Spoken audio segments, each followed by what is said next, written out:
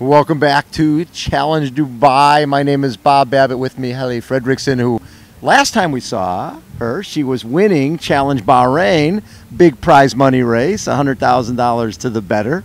That must have felt pretty good to do a half-distance race and walk away with six figures. Oh yeah, certainly. It was an amazing day, and even better, it was probably the best field that was ever put together for a 70.3 race. So it was just a dream day, and everything came together for me, and it was obviously a good payday, but for me it was that I was the best on the day, and that meant the world to me. Meant the world. What's interesting, we were talking earlier about being in Beijing and missing being in London, being in London, missing that pack, right? Missing that swim pack, and next thing you know, just by a second or two, you're off the back, right? And you have that London experience, though. What was the Olympic experience like? Oh, the London experience, or Olympic, it was also a dream for me. I always wanted to become an Olympian and not just make up the numbers. And I was ready for a top performance. Right. I was going for a top 10 performance in London, and I was ready for that. And unfortunately, ITU racing, draft legal racing, can be, it can be seconds that gonna make it or break it if you're gonna make the pack or not. And I didn't make the pack out on the bike, and it was 2 seconds for me, and it made me.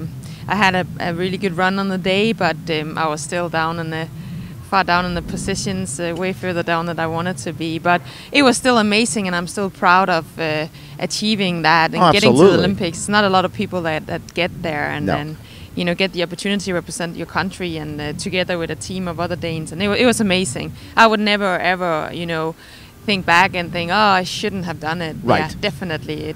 Go for it. If you dream about the Olympics, go for it. But you're not thinking 2016 for the Olympics. No, I'm not. I'm enjoying on. this non-draft career now, and the 70.3 racing a lot. So I'll still do the non-draft. It suits me better. It really does, and it shows my strength. Yes. So yeah, and I'm enjoying it a lot. What I really enjoy is with Challenge Bahrain. It's the first time I'd seen a race that was a 20-meter draft rule, right? And for someone like yourself who rides the bike very well, I'm guessing you really enjoyed that because it's really like a time trial, right? It was really a time trial setup, and this is the same. Yeah, it's amazing they have put that in because it's really your own race. It really is. You get no benefits whatsoever sitting in 20 meters. The only benefit you get is the mental, that you're kind of a part of the race. But else, no, it's really your game, and everybody will be coming off the bike with tired legs, and it doesn't matter if you're in a pack or not. Like for the amount of work that you have to do. So that was amazing that they have put that in now, and they're still going to do that for Dubai. And yeah, we're happy for that development, definitely. And you also seem like the type of person that the stronger the field, the better you like it. You've got Leanne Cave here. There's a really, really great group of top women, which allows you to showcase your talents. I mean, you went sub 4 hours at Bahrain, which is one of the fastest, if not the fastest, time for a half Ironman iron distance race ever. Do you like that, having the best women on the starting line? Oh, definitely. I want to race the best. Like, if you have the best field, you're going to bring out the best you can do on the day, and you got to bring out your A game to be competitive.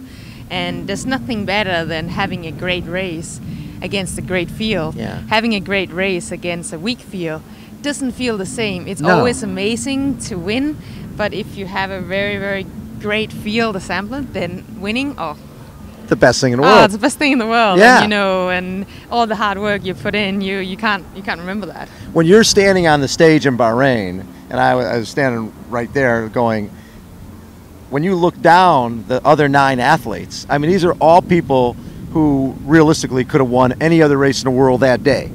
That's a pretty special moment. Definitely. It was crazy to think that you were actually the one that was the best on the day, and because all of the girls have huge respect for all of them, and they're amazing. And great credentials, every one of them. Oh, definitely, and they're great athletes and great persons. So, it was a great day. I did have a very good race, and I'm proud of it.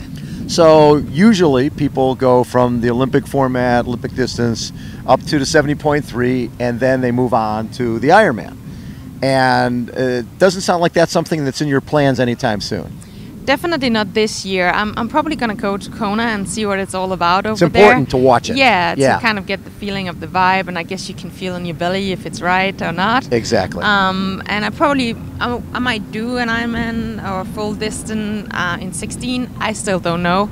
I really do enjoy the half distance races and what Challenge are doing now and putting on here in the Middle East. It's a big it's a big experience, a big thing for us. I think it can move the sport. I think it's going to raise the bar, and I'm happy to be able to be a part of that, where I think the half distance is developing, and I think that you're going to see more and more specialists on this distance, and I think you're going to see faster and faster racing, deeper and deeper and closer racing, and it's just exciting. Like I like to race, and I like to race aggressively.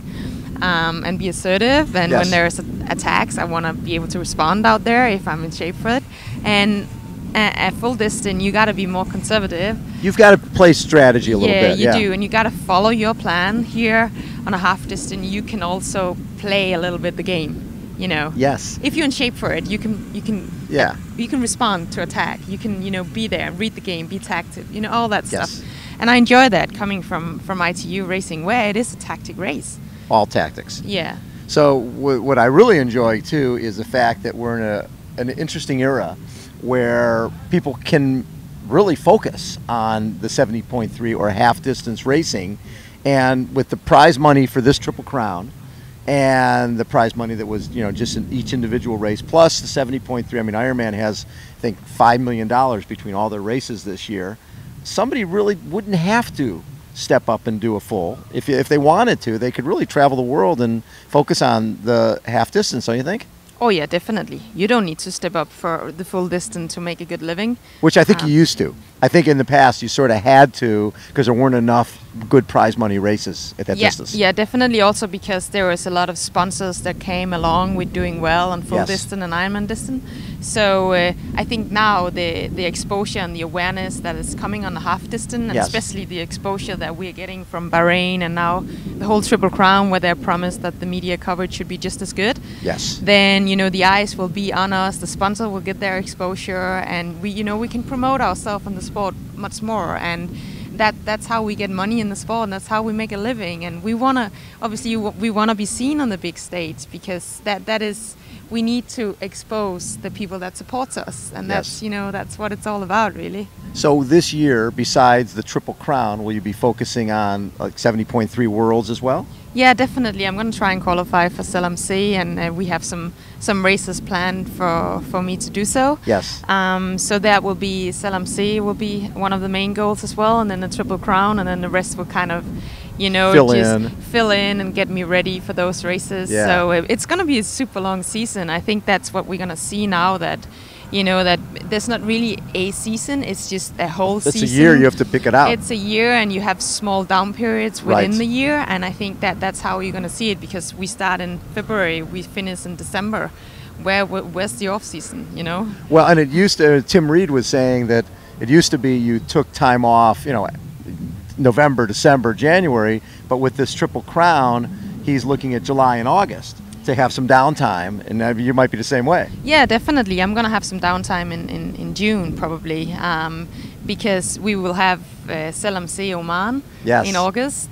You got to be ready for that. A little downtime again, then you have Bahrain, probably a few other 70.3s leading into Bahrain. So no, it will be small downtime periods you would have, and downtime. And also after Dubai, I will have a little week where I don't do anything really, because I didn't have the longest period after Bahrain to rest. Yes. So yeah, it would just be very mini breaks the whole year through, and I think that can work well. Growing up, were you as a youngster, did you think Olympics? Was that something that was always in your mind? Yeah, it was definitely. I was a swimmer growing up. I swam for Denmark for 7 years already on the national team when I was 12. Oh my God. So you've been basically almost like an elite athlete since you're 10, 11, 12 years old. Since your whole life. My whole life. 2/3 of my life. So yeah, it's crazy. Yeah, I've been in that mentality all the time, and I wanted to qualify for the Olympics and represent Denmark. I was going for Sydney for swimming, but I kind of lost the sparkle or the Sure. the motivation to keep pushing hard in the water. And I stopped swimming in '99. Yes. And I still wanted to. You still had that Olympic Yeah, Jones. You wanted to yeah. do something, but then the triathlon became an Olympic sport in 2000. Exactly, and then I started. I didn't start triathlon before 2005 Yes. actually, so it's gone pretty quick, and I started straight into Yeah. the elite, and and I'm still here, and I'm loving And it. you're doing great. Well, Helle, best of luck on Friday. A Friday race, that's a little different, huh? I've never tried that one before. Yeah, So yeah. it's messing up the race week a little bit. We have to move everything. So for me today is Friday.